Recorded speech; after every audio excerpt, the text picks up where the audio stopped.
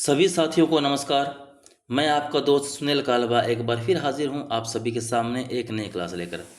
साथियों, आज की इस क्लास में पढ़ने वाले हैं D triple S B drawing teacher का पेपर। ड्राइंग टीचर का पेपर जो कि 29 सितंबर 2018 को हुआ था। ये तीसरी शिफ्ट का पेपर है। इसके अंदर समय था 120 मिनट और 200 क्वेश्चन थे। यानी 200 क्वेश्चन के अंदर आपके 100 प्रश्न होते हैं फर्स्ट पेपर के, जिसके अंदर जीके जीएस मैथ रीजनिंग जो सारा पार्ट होता है। और उसके बाद जो बच्चे 100 उसमें से 80 होते हैं आपके सब्जेक्ट के और 20 बचते हैं आपके पेडागोजी के। तो इस प्रकार टोटल 200 क्वेश्चन का ये पेपर होता है। तो इसमें केवल हम जो सब्जेक्ट के हमारे प्रश्न, सब्जेक्ट और पेडागोजी के जो प्रश्न हैं सो उनको हम देखने वाले हैं। तो चलो सीधा लिए चलता हूँ मैं आज आपको आपके पेपर के ऊपर।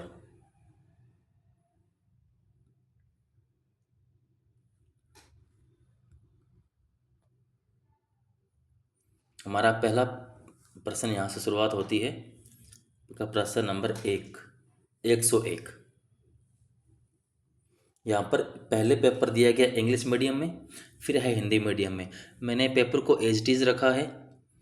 साथ में बच्चे कुछ इंग्लिश मीडियम जो देखना चाहते हो इंग्लिश मीडियम देख लेंगे और हम पेपर को सॉल्व करेंगे हिंदी मीडियम वाला।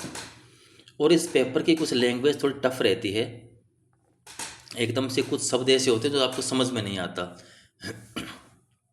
तो आप इस प्रकार इनको समझें। जैसे यहाँ पर नाम दिया हड़प्पन सील, तो इस शब्द को हिंदी में भी हड़प्पन सील लिखा गया है, ना कि हड़प्पा मुहर लिखा है। आप देखेंगे तो ये इस प्रकार दिया होता है। तो हड़प्पन सील, तो यहाँ पर हड़प्पन सील को हड़प्पा मोहर के रूप में जाना जाए, यानी मोहर की यहाँ पर बात की जा रही है। तो इस प्रकार पेपर की लैंग्वेज होती है।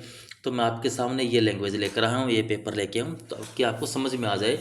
पेपर देने से पहले आप थोड़े तैयार हो जाओ कि हाँ इस प्रकार के पेपर आता है। तो आज का पहला प्रश्न है, हड़प्पन सील का उपयोग मुख्य रूप से किस लिए किया जाता है? तो हड़प्पन सील का मुख्य रूप से उपयोग जो है संपत्ति का स्वामित्व के लिए किया जाता है।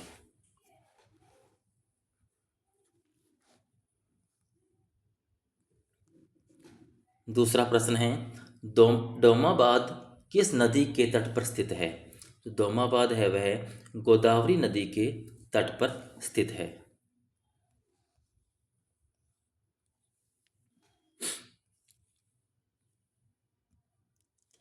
सील में पीपल वृक्ष पकड़ी हुई दो महिलाएं, यानी फिर यहाँ पर सील नाम दिया जो मोहर के लिए है, किस स्थान से संबंधित है? यानी वह मोहर, ऐसी मोहर कहाँ से प्राप्त हुई है जिस पर पीपल वृक्ष पकड़ी हुई दो महिलाएं दिखाई गई है? तो यह मोहर हमें चहुंदड़ों से प्राप्त होती है।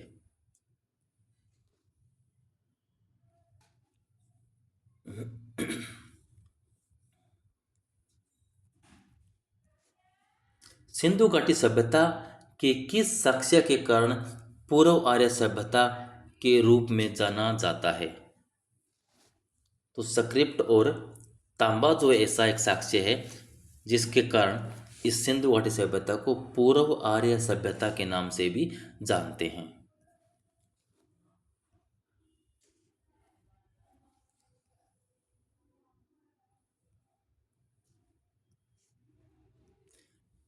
हड़प्पा संस्कृति संदर्भ में रॉक कट आर्किटेक्चर किस जगह पर पाया गया है?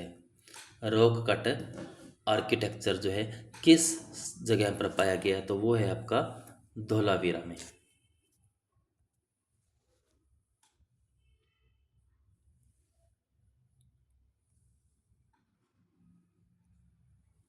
निम्नलिखित में से कौन सी सभ्यता आलमगीरपुर में दिखाई देती है?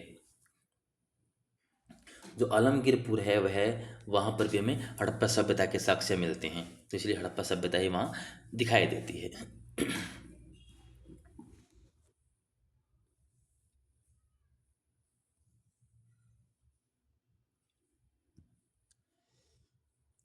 देवी माँ यानी मदर गॉडेस की सबसे विशेषता क्या है?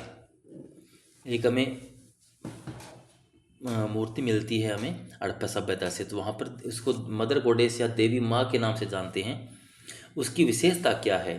तो विशेषता में है पंखे नुमा आकार की टोपी पहने हुए हैं, पंखे नुमा आकार की टोपी।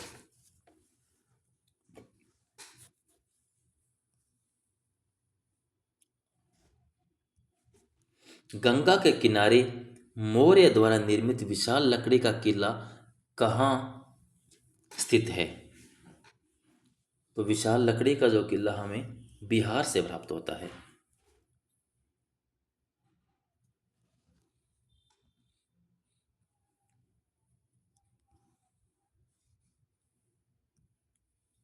निम्नलिखित में से किस सम्राट ने धर्म दर्शन पर अपने विचारों की व्याख्या करने के लिए पत्थर का उपयोग करना शुरू किया? यानी धर्म और दर्शन के पर अपने विचार प्रयोग करने के लिए पत्थर का उपयोग करना प्रारंभ किस विद्वान ने किया था?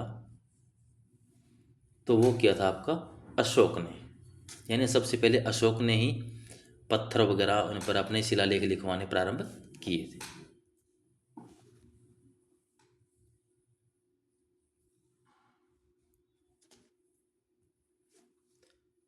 पूर्वी भारत में शुंग साम्राज्य के संस्थापक और पहले शासक कौन थे? तो पूर्वी भारत में शुंग साम्राज्य के संस्थापक थे पुष्यमित्र शुंग।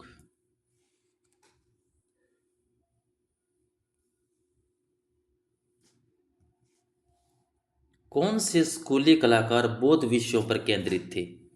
कौन से स्कूली कलाकार बौद्ध विषयों पर थे? तो वहाँ पर देखेंगे तो शुरुआत के अंदर गांधार से ही हमें बौद्ध विषयों के चित्र मिलते हैं।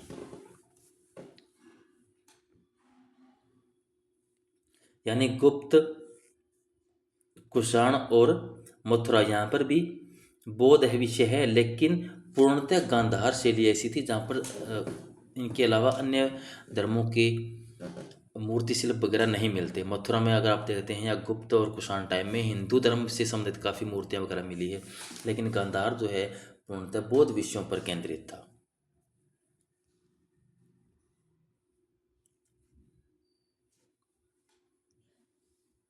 पांचवीं शताब्दी के ध्यानमग्न बुद्ध किस से संबंधित है?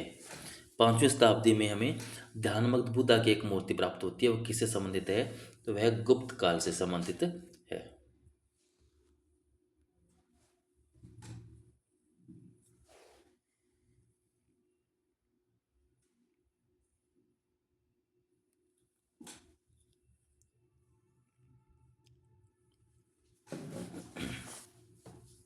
गुप्त अवधि की मूर्तियों की निम्नलिखित विशेषताएं कौन सी है? गुप्त अवधि की मूर्तियों की निम्नलिखित विशेषताएं कौन सी है? देवताओं के चारों ओर हालों की विस्तृत सजावट, ये गुप्त अवधि की मूर्तियों की विशेषताएं। यानी मूर्तियों के अंदर भी देवताओं के चारों तरफ, आप किसी पेंटिंग या चित्र में देखते हैं तो देवताओं के चारों तरफ प्रकाश पिंड दिखाया जाता है, पीला प्रकाश दिखाया जाता है देवताओं व किसी महान लोगों के पीछे। पेंटिंग में आप देखते हैं वही प्रभाव आपको देवताओं के पीछे मूर्तियों में भी दिखाया जाता है, तो वो प्रभाव हमें गुप्त टाइम पीरियड में ऐसा देखने को मिलता है।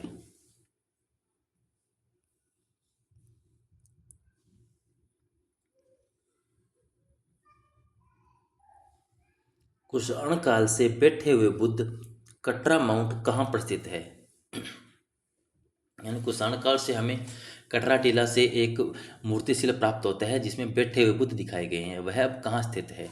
तो वह राष्ट्रीय संग्रहालय मथुरा में संग्रहित है, या सरकारी संग्रहालय, राजकीय संग्रहालय जी के नाम दिया गया। तो आपको अधिकतम नाम मिलता है किताबों में पढ़ने को आपको राजकीय संग्रहालय, लेकिन एग्जाम में नाम राजकीय ना देकर सरकार संग्रहालय दे दिया गया। तो आप इस प्रकार थोड़े से इनसे तैयार रहना कि इस प्रकार की लैंग्वेज की आप जरूर देखने को मिलेगी।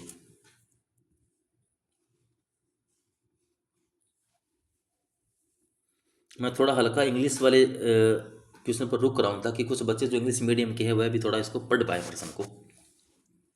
जैन धर्म के 24वें तीर्थंकर की एक वर्ग फीट पर बैठे हुए मूर्ति की मुद्रा को क्या कहा जाता है?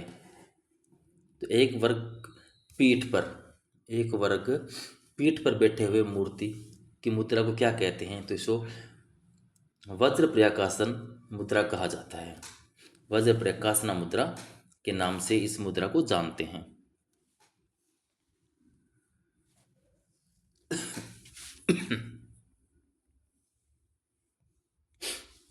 विहार गुफाओं का अर्थ क्या है? तो विहार गुफाओं का अर्थ है निवास हॉल के साथ मठ, यानी जहाँ विश्राम गृह जो था उसको विहार गुफाएं कहा गया है। इस प्रकार निवास हॉल के साथ में जो मठ है वह आपका सही उत्तर होगा।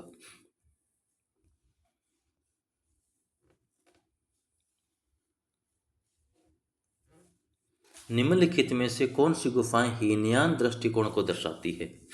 यानी हीनयान धर्म से संबंधित कौन सी गुफाएं हैं? तो 8, 9, 10, 12, 13 व 15 ये सभी गुफाएं हीनयान धर्म से संबंधित है।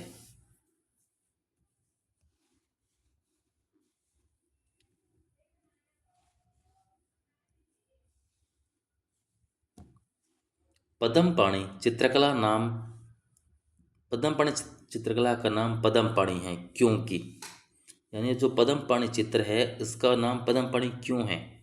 क्योंकि हाथ में कमल लिए हुए बुद्ध की एक प्रतिमा बनाई हुई है, चित्र बना हुआ है बुद्ध के। उस चित्र में देखें तो आप उनके हाथ में कमल है, तो इस प्रकार इसीलिए उस पेंटिंग का नाम पड़ा है पद्मपाणि।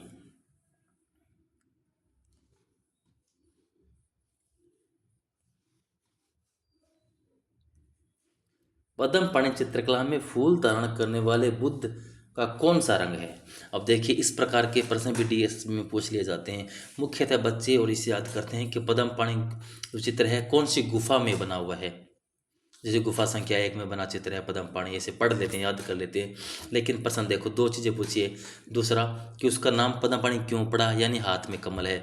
दूसरा पूछा कि उस जो कमल है उसका रंग कैसा है, तो यहाँ पर नीला रंग है, नीला कमल है।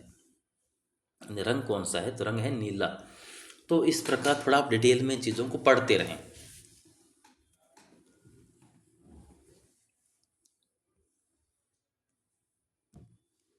पत्थर की मारविजय मूर्तिकला किस गुफा में स्थित है?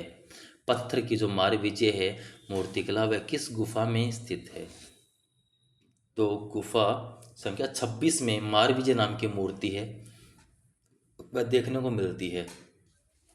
आप देखते हैं अजंता की गुफा नंबर 26 में, जब आप देखते हैं अजंता की गुफाएं, उसमें आपने पढ़ा है आज तक 1, 2, 9, 10 व 16 और 17 के अंदर आपको चित्र देखने को मिलते हैं। आपको इतने याद हैं चित्र, लेकिन आप देखेंगे तो गुफा संख्या 26 में हमें मूर्ति शिल्प प्राप्त। जो बात है कि चित्र प्रश्न पूछ लिया जाता है कि अजंता कितनी गुफा में चित्र मिलते हैं, तो आपने 6 रटा हुआ है, सबका 6 गुफा में है। लेकिन जब मूर्तिकला से संबंधित पूछ लिया जाए या प्रश्न पूछ लिया जाए कितनी गुफाओं में चित्र व मूर्तियाँ प्राप्त होती है, तब वहाँ 7वीं गुफा भी आ जाती है। एक 19वीं गुफा में कुछ मूर्तियाँ प्राप्त है ना। तो गुफा संख्या 26 में आपको एक मूर्ति शिल्प मूर्ति मिलती है जिसका नाम है मारविजय। यहाँ लेटे हुए भगवान बुद्ध की मूर्ति आपको देखने को मिलती है गुफा संख्या 26 में।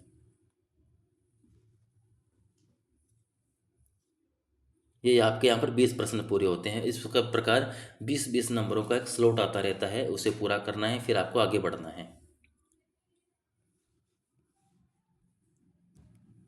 गर्भगृह का अर्थ क्या है? जो गर्भगृह है उसका अर्थ क्या है? तो उसका गर्भगृह ही उसका अर्थ है। तो इस प्रकार ये देखो किस प्रकार प्रश्न पूछा है, इसी प्रश्न को घुमा दिया है। तो आपको इस प्रकार थोड़े कंफ्यूजिंग वाले प्रश्न मिलेंगे, ध्यान से आप समझ लेंगे तो उत्तर इनको आपको आसानी से मिल जाएगा।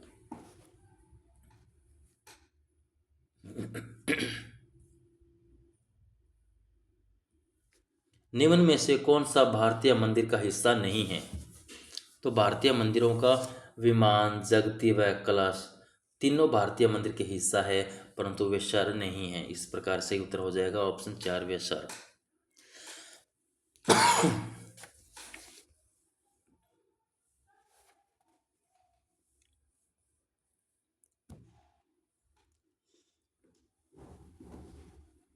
भारतीय मंदिर के कुछ हिस्सों के सही अवरोही क्रम की पहचान करें। तो भारतीय मंदिरों कुछ हिस्सों का सही अवरोही क्रम आप देखें तो आपको मिलेगा कलश, उरुशिखरा और अधिस्थना। ये सही अवरोही क्रम है। पहले कलश, फिर उरुशिखरा, फिर अधिस्थना।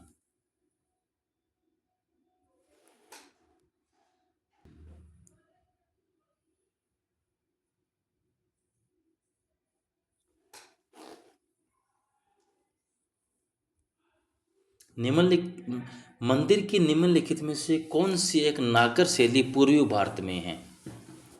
तो देखें, जो जगन्नाथ मंदिर है वह नागर शैली में बना हुआ पूर्वी भारत के अंदर स्थित है।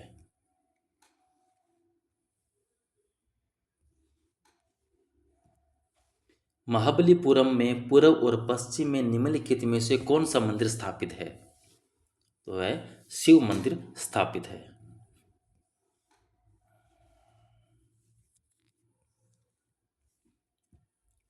कौन सी गुफा सब उस उल्लेखनीय थीम को दर्शाती है जिसमें रावण द्वारा माउंट कैलाश हिलाने के थीम को दिखाया गया है? तो गुफा संख्या 16, यह एलोरा की गुफाओं की यहाँ पर बात हो। एलोरा की गुफा संख्या 16 के अंदर रावण द्वारा कैलाश पर्वत को हिलाने का जो दृश्य है वह आपको एलोरा की गुफा संख्या 16 में देखने को मिलता है। तो उस चित्र की, उस मूर्ति शिल्प की यहाँ पर बात हो रही है, उस गुफा संख्या 16 की बात हो रही है।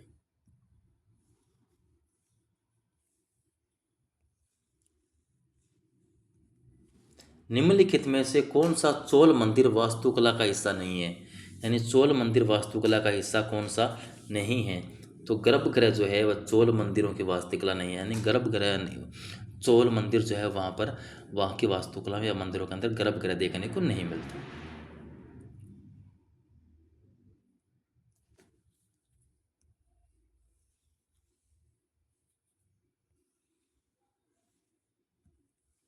निम्नलिखित में से कौन सा मंदिर वास्तुकला शब्द दिक्पलास का उपयोग करता है?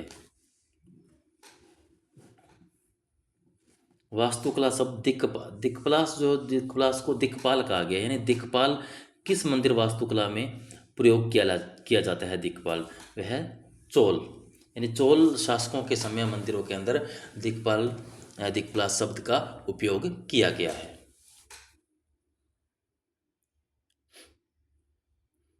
जहाँ हम दिक्पालों वगैरह की बात करते हैं तो वह चोल मंडल या चोल मंदिरों के अंदर बात की गई है। तो इस प्रकार दिक्पालों के बारे में पूछा गया है प्रश्न में।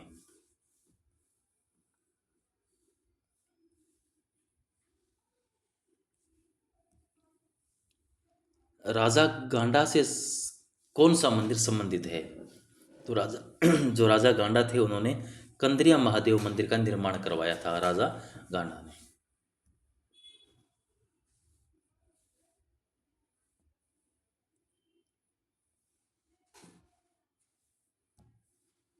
कौन सा मंदिर योजना एक तारा की तरह दिख देता है? योजना एक तारा की तरह दिखता है, उसे तारामय योजना के रूप में जाना जाता है। तो वह होयसल का मंदिर जो है एक तारा की तरह दिखाई देता है।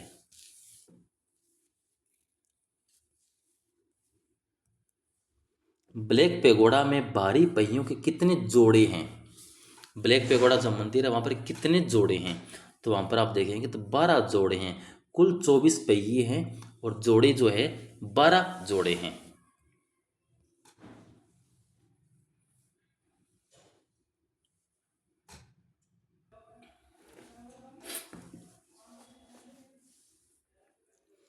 शेर व पर्दे तकनीक किससे संबंधित है? तो शेर पर्दे तकनीक जो मूर्तिकला से संबंधित है।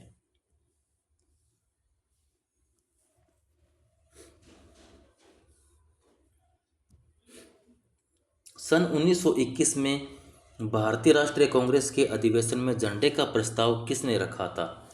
तो झंडे का प्रस्ताव महात्मा गांधी ने रखा था। अब सिलेबस के अंदर आप इस बार नए सिलेबस में देखेंगे तो ध्वज का जो चैप्टर है या ध्वज का सिलेबस में जिक्र कहीं नहीं किया गया है। लेकिन राष्ट्रीय ध्वज से संबंधित या ध्वज का विकास किस प्रकार हुआ तो वहाँ से प्रश्न एग्जाम में पहले भी पूछे गए हैं, लेकिन इस बार सिलेबस में नहीं दिया गया है। तो थोड़ा एक बार इसको भी देख लें, पता नहीं प्रश्न में वापस फिर से डाल दें इस प्रकार के प्रश्न।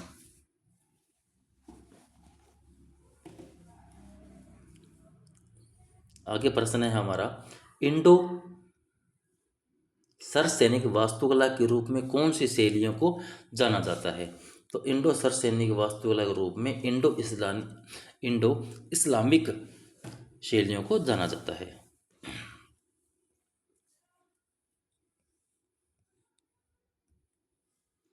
प्रांतीय शैलियों का यह स्थान नहीं है। प्रांतीय शैलियों का मांडू, गुजरात, बंगाल आदि ये प्रांतीय शैलियाँ, लेकिन दिल्ली कोई प्रांतीय शैली नहीं है। दिल्ली खुद की कोई शैली नहीं है।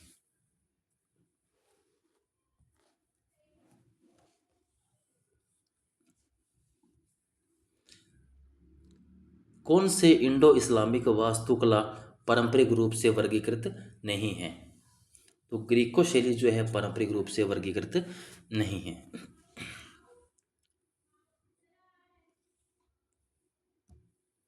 किस सम्राट ने कुतुब मीनार को पूरा किया और उसमें 3 कोषागार जोड़े? तो कुतुब मीनार को पूरा करने का श्रेय जाता है इल्तुतमिश को।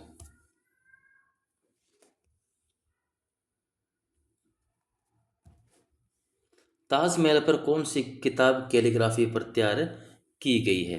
ताजमहल पर कौन सी किताब कैलीग्राफी पर तैयार की गई है? तो ताजमहल के अंदर आपको कुरान शरीफ देखने को मिलता है जिसको कैलीग्राफी में तैयार की गई है।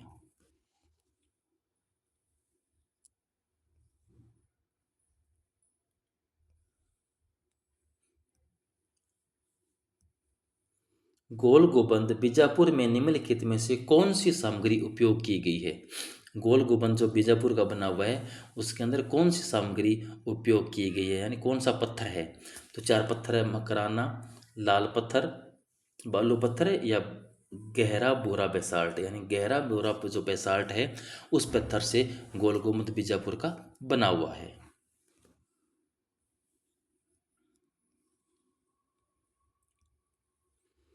कौन से स्कूल की विशेषता देवताओं और देवियों का चित्रण है? तो वह आपको पहाड़ी शैली के अंदर देवताओं और देवियों के चित्रण मिलते हैं। अगर आप कन्फ्यूज होते हैं यहाँ पर राजस्थानी शैली में, लेकिन राजस्थानी शैली से अधिक देवी देवताओं के चित्र आपको पहाड़ी शैली में देखने को मिलते हैं। इसलिए यहाँ पर सही उत्तर DSSB ने पहाड़ी शैली को दिया है।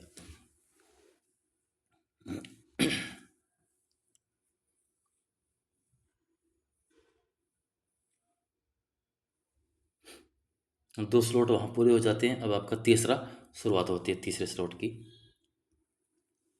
किस सम्राट ने अपने कोर्ट के लिए कलाकार विचित्र को नियुक्त किया था? यानी कलाकार जो विचित्र है, यहाँ पर विचित्र मिलेगा। विचित्र से आप कंफ्यूज हो जाओगे, ये विचित्र की बात कर रहे हैं। विचित्र जो कलाकार था मुगल शैली का, वह किस सम्राट के समय कार्य करता था? कोर्ट शब्द कोर्ट लिया है, कोर्ट ने दरबार से संबंधित है, यानी किस मुगल दरबार में विचित्र चित्रकार कार्य करता था?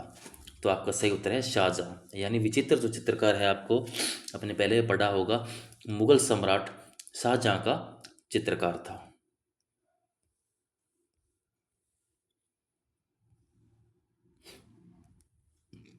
किस स्कूल ने, यानी किस शैली के अंदर प्रसिद्ध हिंदुला राग जो है, हिंडोला राग को कहा गया है। तो हिंदुला राग चित्रित है। तो जो हिंडोला राग या हिंदुला राग वह आपका ही अहमदनगर में चित्रित है।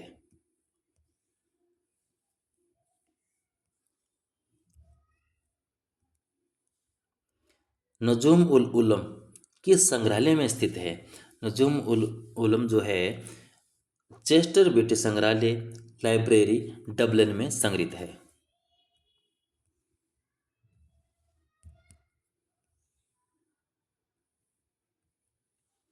किस सम्राट ने दरबनामा को चालू किया?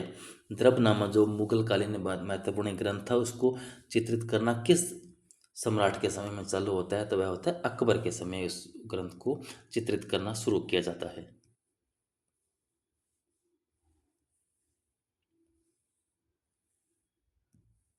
मुगल शैली का फारसी चित्रकार कौन था? तो मुगल शैली का फारसी चित्रकार देखने को मिलता है तो आप में मीर सैयद अली जो है मुगल शैली का फारसी चित्रकार था।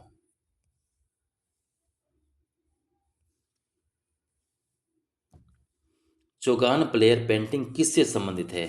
चौगान प्लेयर पेंटिंग यानी चौगान खेलते किससे संबंधित पेंटिंग है? तो यह है दारा, जोधपुर। जोधपुर से संबंधित पेंटिंग है और बनाने वाला था इसको दारा। यहाँ पर दारा जो है, दारा चित्रकार का नाम है और जोधपुर जहाँ से हमें प्राप्त होती है। राजस्थान की उपशैली है जोधपुर, वहाँ से हमें प्राप्त होती है। और दारा जो है चित्रकार का नाम है, दारा चित्रकार है।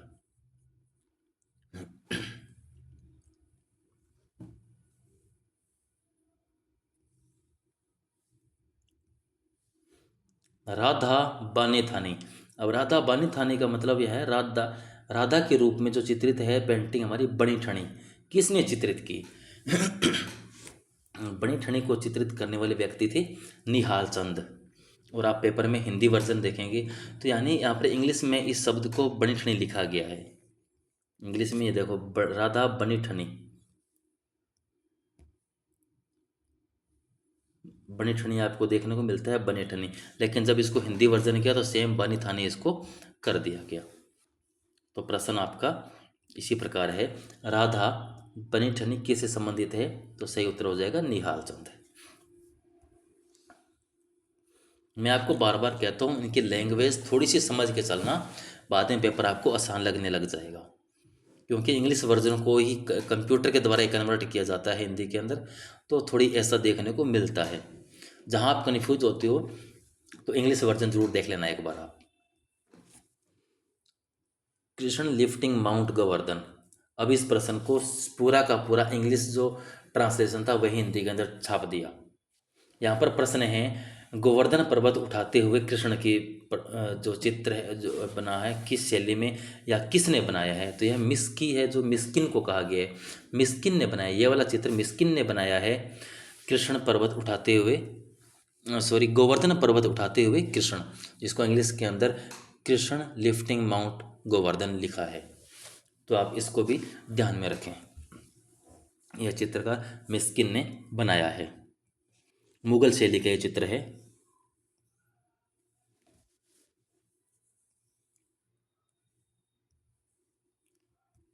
निम्नलिखित में से कौन सा स्कूल विशुद्ध भारतीय शैली कहलाता है? यानी कौन सा स्कूल है जो विशुद्ध भारतीय शैली का है? बूंदी शैली, मुगल शैली, मेवाड़ शैली और राजस्थानी शैली। तो यहाँ पर मुगल है तो विशुद्ध भारतीय नहीं है। बूंदी और मेवाड़ अवश्य है, लेकिन साथ में राजस्थानी भी दिया है, तो ये राजस्थानी की उपशैलियाँ आती है। इस प्रकार राजस्थानी नाम पूर्णतः सही होगा। विशुद्ध भारतीय शैली जो आपकी राजस्थानी शैली है।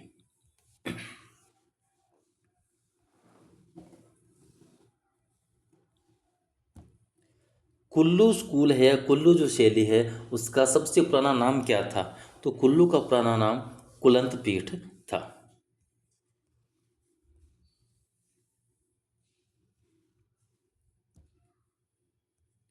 राजा रवि वर्मा के निम्नलिखित चित्रों में से कौन सा चित्र भारतीय अर्थव्यवस्था की दयनीय अवस्था को दर्शाता है? भारतीय अर्थव्यवस्था की दयनीय अवस्था को दर्शाने वाला राजा रवि वर्मा का चित्र कौन सा है? भिक्षुक परिवार। यानी अब आपको साथ में ये भी देखना है कि कौन सा चित्र किस प्रकार का संदेश दे रहा है। चित्र के अंदर मुख्यतः आपको क्या भाव देखने को मिल रहे हैं वह भी आपको थोड़ा पता होना चाहिए। एग्जाम में इस प्रकार के प्रश्न भी अवश्य पूछे जाते हैं और यही प्रश्न है जो आपको अन्य विद्यार्थियों से आगे पहुंचाते हैं। जो प्रश्न आपको रट्टा मार के जो पढ़ते हैं आप देखते हैं, तो रट्टा मारने वाली चीज़ें तो हर किसी को थोड़ी याद हो जाती है, लेकिन जब चीज़ों को समझना पड़ जाता है, प्रश्न कुछ आपको बेसिक नॉलेज से पूछ लिया जाता है, वहाँ पर बहुत सारे विद्यार्थी पीछे हट जाते हैं कि यार ये तो हमने कोई पढ़ा ही नहीं। बाकी होता वह बेसिक नॉलेज है, उसी प्रश्न को थोड़ा सा घुमा के दे दिया जाता है, विद्यार्थी कंफ्यूज हो जाते हैं। वहाँ कुछ विद्यार्थी पीछे रह जाते हैं तो वहीं से कुछ बोनस पॉइंट देकर आगे निकल जाते हैं। तो आपको इस प्रकार चित्रों के थोड़े अर्थ समझने हैं। तो यानी भारतीय अर्थव्यवस्था की दयनीय अवस्था दर्शाने वाला यहाँ पर चित्र देखने को मिलेगा आपको, भिक्षुक परिवार।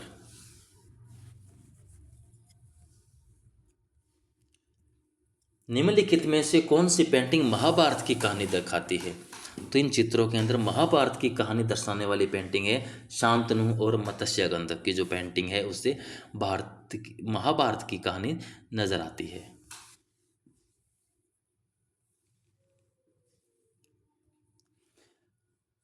Indian society of oriental art किसने बनाया?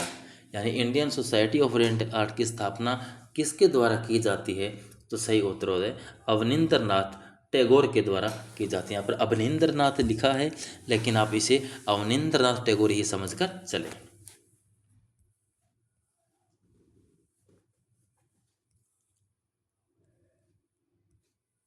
शाहजहां की मृत्यु की चित्रकारी किसके द्वारा की जाती है?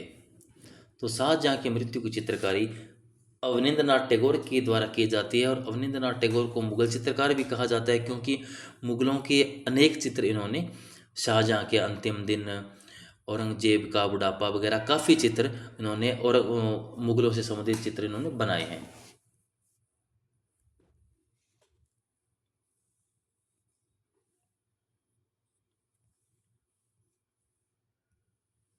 निम्नलिखित में से कौन सी विशेषता बंगाल स्कूल के लघु चित्रों से संबंधित नहीं है? तो बंगाल स्कूलों के संबंधित बाकी संबंध आते हैं, यानी भारतीय परंपरा के आधार पर चित्र बने हुए हैं, अजंता पेंटिंग का प्रभाव है, सुंदर रंग योजना है। ये सारी के सारी आपको बंगाल शैली में देखने को मिलती है, लेकिन ग्रीस रोमन का प्रतिबिंब आपको बिल्कुल नज़र नहीं आता। तो इस प्रकार प्रश्न है नहीं है, तो आपका सही उत्तर हो जाएगा ऑप्शन नंबर 4।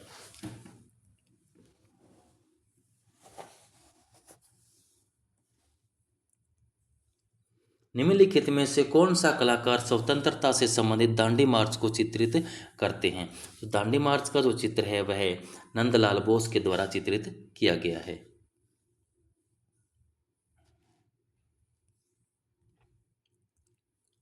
निम्नलिखित में से कौन सा कलाकार भारतीय लोक कला से संबंधित है? तो यामिनी राय है, जो भारतीय लोक कला से काफी प्रभावित रहे हैं।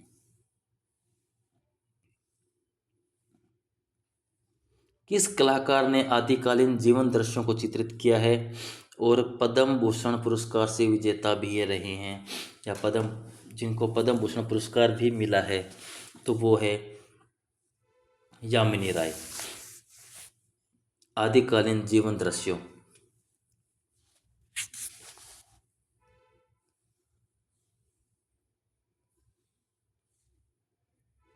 उल्लेखनीय मूर्तियों श्रम की जीत यानी श्रम की विजय जो मूर्ति है वह कहाँ स्थित है?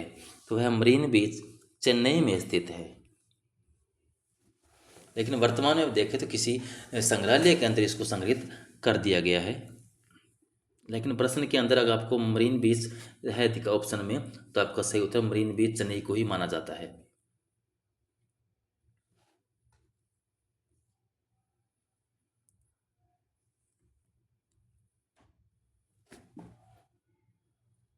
भारत में पहली सार्वजनिक आधुनिकतावादी मूर्तिकला किसकी है?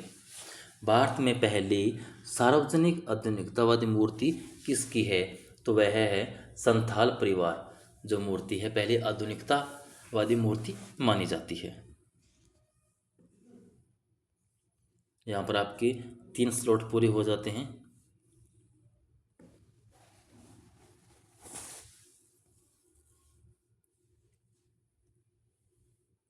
निम्नलिखित में से कौन सा चित्रकार चित्रों में मोम और ऑयल रंग वाले मिश्रण तकनीक का उपयोग करते हैं?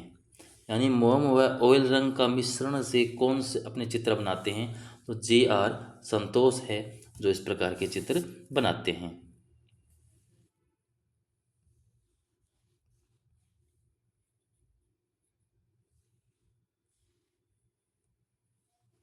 कलाकारों के संरक्षण का समय बीत चुका है।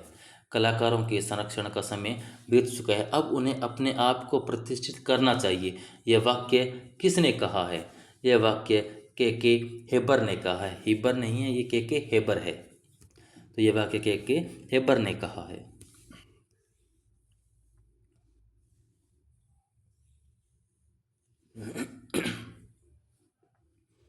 कौन सा भारतीय कलाकार रंग विकिरण आकार के बीच स्थापित आंकड़ों के अपने चित्रों के लिए जाना जाता है?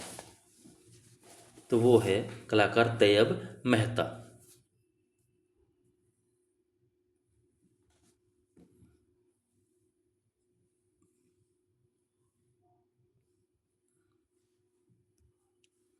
बाईस अगस्त 2018 में निम्नलिखित में से कौन सा कलाकार का निधन हो गया?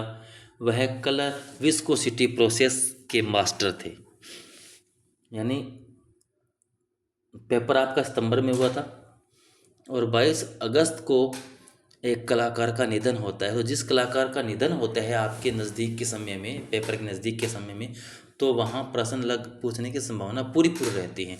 तो आप अपने वर्तमान समय में जिन भी कलाकारों का निधन हुआ है तो उनको आप अच्छे से याद कर लें। तो वो कलाकार आपके थे कृष्णा रेड्डी, जो कलर विस्कोसिटी प्रोसेस के मास्टर माने जाते हैं। गुजरात और महाराष्ट्र में रंगोली परंपरा का दस्तावेजीकरण किसने किया है? तो वो किया है ज्योति भट्ट ने।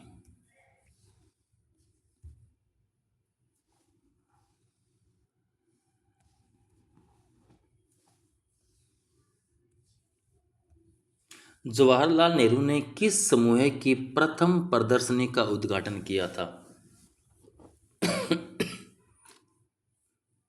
तो वो किया था 1890। ग्रुप 1890 जो था, या 1890 जो समूह बना है, उसकी पहली प्रदर्शनी का उद्घाटन जवाहरलाल नेहरू ने किया था।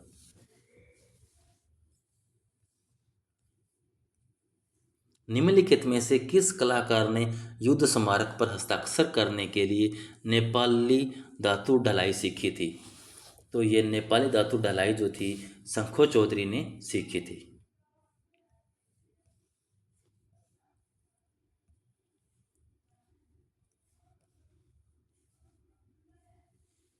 नटराज के बाएं हाथ में भुजंग रिश्ता उनके भाव मुद्रा का प्रतिनिधित्व करता है। इसका मतलब क्या है? यानी माया या भ्रम के पर्दे को दूर करना। भुजंग रिश्ता जो है उसका मतलब है माया या भ्रम के पर्दों को दूर करना।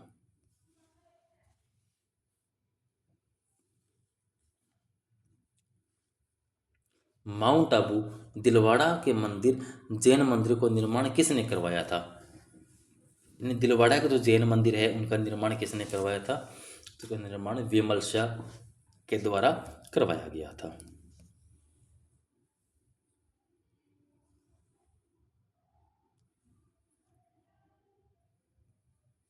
याजी क्या है?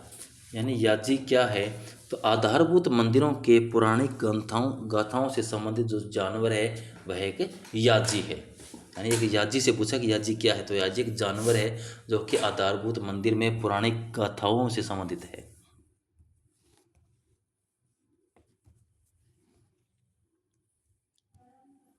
गुप्त सिक्कों का पहला संग्रह कहाँ पाया गया था? तो गुप्त सिक्कों का पहला संग्रह कालीघाट में पाया गया था।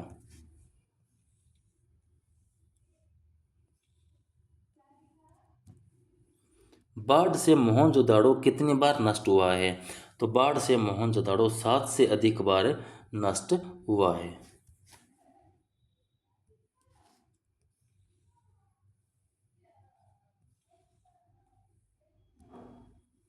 किस शहर में सूती कपड़े का एक टुकड़ा मिला है? तो सूती कपड़े का एक टुकड़ा जो है आपको हड़प्पा से प्राप्त होता है।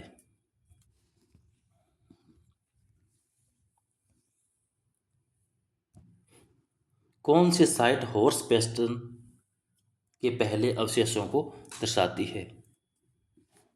तो सुरकोटदा जो है हॉर्स पेस्टन के पहले अवशेषों को दर्शाती है।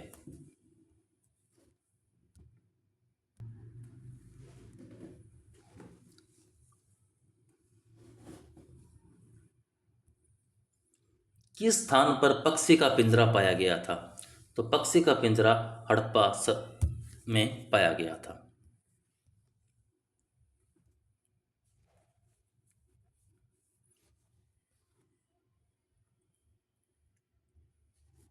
निम्नलिखित में से कौन सा मंदिर प्रारंभिक पाल शैली का उदाहरण है? तो सिद्धेश्वर महादेव मंदिर जो है प्रारंभिक पाल शैली का उदाहरण माना जाता है।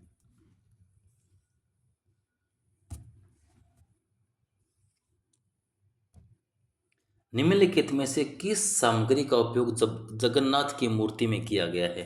तो जगन्नाथ की जो मूर्ति है वह लकड़ी से निर्मित है।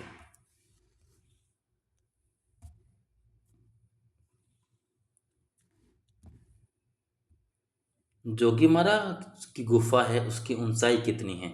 जोगीमारा गुफा की ऊंचाई 6 फीट है।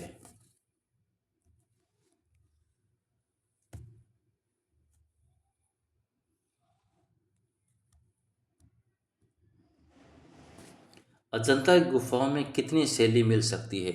तो अजंता की गुफाओं में 20 प्रकार की चित्रशैलियाँ आपको मिल सकती है।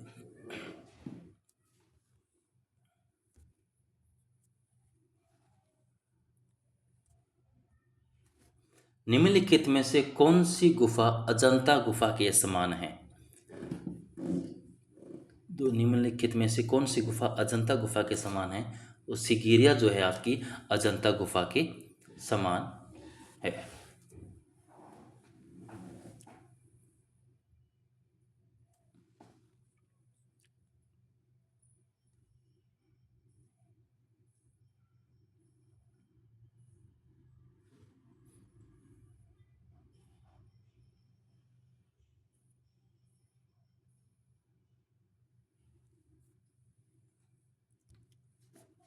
निम्नलिखित में से कौन सी कंपनी स्टाइल पेंटिंग का केंद्र है?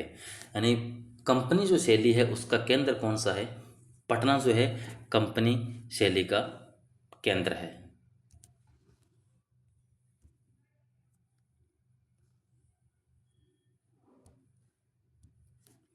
कंपनी शैली चित्रों में किस प्रकार का कैनवास इस्तेमाल किया जाता है?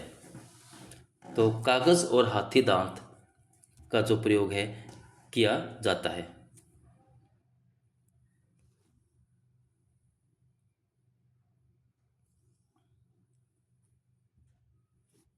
शैलेंद्र नाथ, असित कुमार हलदर, डिपरा चौधरी के मास्टर कौन थे?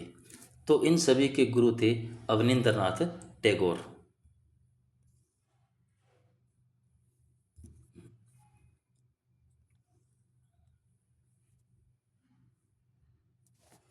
पेंटिंग कार्य के लिए निम्नलिखित में से किस कलाकार स्टूडियो का उपयोग जापानी कलाकार योकोहामा ताइकान द्वारा किया जाता है? अवनींद्र नाथ टैगोर के द्वारा। कि पेंटिंग कार्य करने में किस कलाकार स्टूडियो का उपयोग जापानी कलाकार योकोहामा ताइकिन जो थे इनसे इन्होंने कला सीखी थी अवनींद्र नाथ टैगोर ने। तो अवनींद्र नाथ टैगोर से संबंधित ये कलाकार है।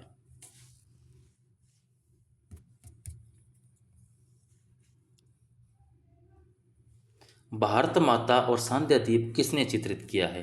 जो भारत माता और सांध्या दीप चित्र जो है अवनींद्र नाथ टैगोर से संबंधित है।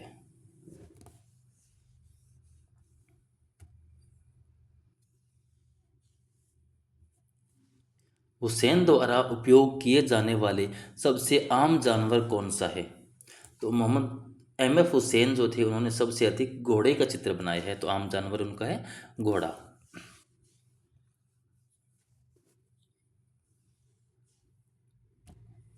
राम किंकर बेज मूर्तियां ज़्यादातर किसकी बनाई है?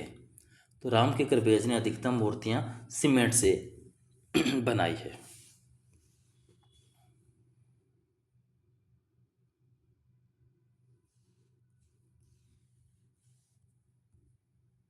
निम्नलिखित में से कौन सा विषय कोटा स्कूल ऑफ आर्ट में अधिकतर चित्रित किया गया है? Kota school of art. अब आप कन्फ्यूज हो जाओगे कोटा स्कूल ऑफ आर्ट किसे कहा गया है? यह है राजस्थानी शैली की उपशैली जो है कोटा शैली। कोटा की बात करा तो कोटा के अंदर अधिकतम शिकार दृश्य ही बने हुए हैं।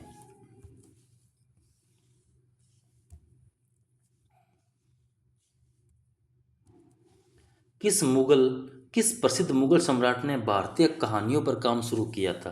तो भारतीय कहानियों पर काम करने की जो शुरुआत है वो अकबर के द्वारा ही की जाती है।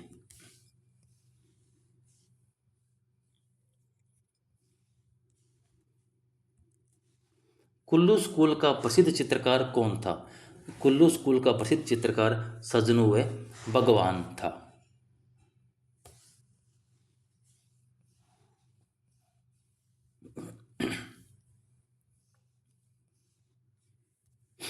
अब यहाँ से आपके पेडागोजी के प्रश्न शुरू होते हैं, लेकिन एक बात देखने को देखें तो प्रश्न नंबर 191 से यहाँ से प्रश्न शुरू हुआ है पेडागोजी का। यानी केवल अब आपको 10 प्रश्न देखने को मिलेंगे। और एक पिछला एग्जाम था एक जिसके अंदर 20 प्रश्न मिले थे। तो लोग मान के चलें कई बार 15 से 20 या 10 प्रश्न इसमें पूछ लिए जाते हैं। तो 80 से 90% आपको देखने को मिलते हैं सब्जेक्ट के, और बाकी 10-15% आपके पेडागोजी के। तो यहाँ पर इस पेपर के अंदर हमारे 90% सब्जेक्ट के आए हैं, यहाँ पर 90 सब्जेक्ट के हैं और 10% आपके पेडागोजी के हैं। तो आप इसको देख लें एक बार, 10% किस प्रकार के प्रश्न आते हैं वो भी आप देख लेते हैं। संज्ञानात्मक विकास के माध्यम से होता है। जो संज्ञानात्मक विकास है वह अनुभव, संवेदी अंग व स्मृति के माध्यम से होता है।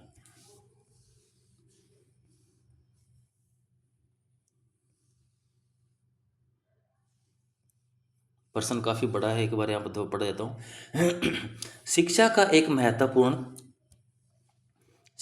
एक महत्वपूर्ण सामाजिक उद्देश्य अवसरों में समानता लाना और पिछड़े या वंचित वर्गों और व्यक्तियों को अपनी सामाजिक और आर्थिक स्थिति में सुधार करने के साधन के रूप में शिक्षा का उपयोग करने में सक्षम बनाना है। कोठारी आयोग यह हाल के पहलों में प्रतिबिंबित होता है। यानी कोठारी आयोग का एक विचार है, तो यह किस प्रकार की पहलों का प्रतिबिंबित करता है।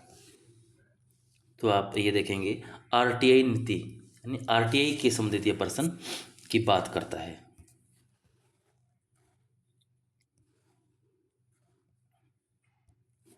निम्नलिखित में से कौन सा शुद्ध सामाजिक विज्ञान है। जो मानव शास्त्र है वह शुद्ध सामाजिक विज्ञान है।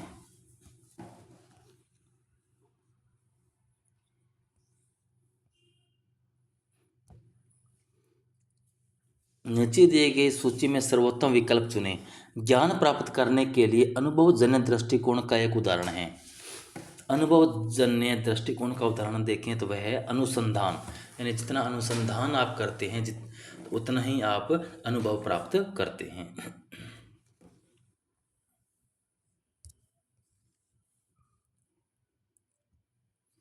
तत्काल भाषण वाक् कौशल सुधारने में सुस्पष्ट है। तत्काल भाषण यानी एकदम से भाषण करने को कह दिया जाए, तो इस प्रकार का कौशल आप में विकास करने सुधारने के लिए क्या जरूरी है। क्योंकि यह विकसित होता है। किससे विकसित होता है? यह भाषण के जरिए विचारों का स्पष्ट उद्गार, यानी भाषण के जरिए आप अगर अपने विचारों को स्पष्ट उजागर करते हैं तब यह उजागर या विकसित होता है।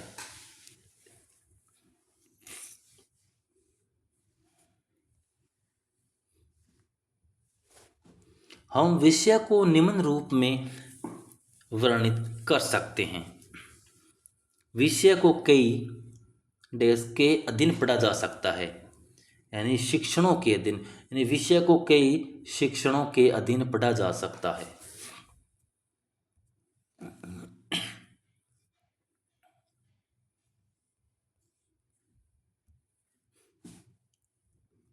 देश में माता पिता की संपत्ति में हिस्सेदारी करने का सम्मान जनसिद्ध अधिकार देते हुए बेटियों को बेटों के समतुल्य सहदाई के रूप में रखा गया है।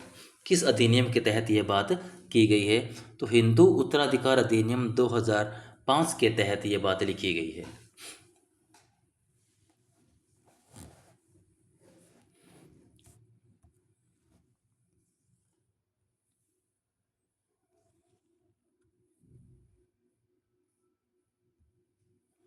वाक्य पूरा करने के लिए विकल्पों में से चुनें। अंकगणितीय प्रतीक होते हैं। तो जो अंकगणितीय प्रतीक है वह संक्षिप्त व शब्दाडंबर से मुक्त होते हैं। संक्षिप्त होते हैं, जो शब्दाडंबर होते हैं उनसे मुक्त होते हैं।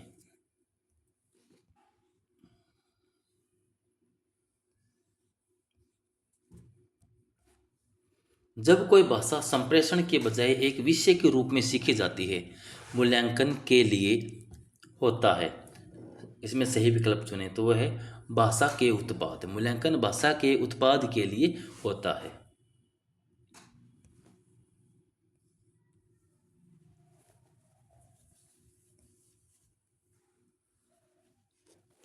कक्षा में परिचर्चा से पहले छात्रों को दिए गए पाठ को पढ़ने की अनुमति देने का एक फ़ायदा यह है कि सर्वाधिक उपयुक्त विकल्प चुनिए। यानी कक्षा में आप छात्रों को पढ़ाने जा रहे हो तो उससे पहले छात्रों को पढ़ने या परिचर्चा करने के लिए अनुमति दी जाती है, तो उसका क्या फ़ायदा है? तो छात्रों की सहभागिता बढ़ती है और चर्चा लंबी चलती है। यानी जब छात्र जिस चैप्टर को और जिस चीज़ को आप बच्चों को पढ़ा रहे हो वही चीज़ बच्चों ने पहले पढ़ रखी है, तो बच्चे आपसे सवाल पूछेंगे, फिर आप जवाब देंगे, तो इस प्रकार चर्चा लंबी चलती है, छात्रों की कुछ भागीदारी बन जाती है।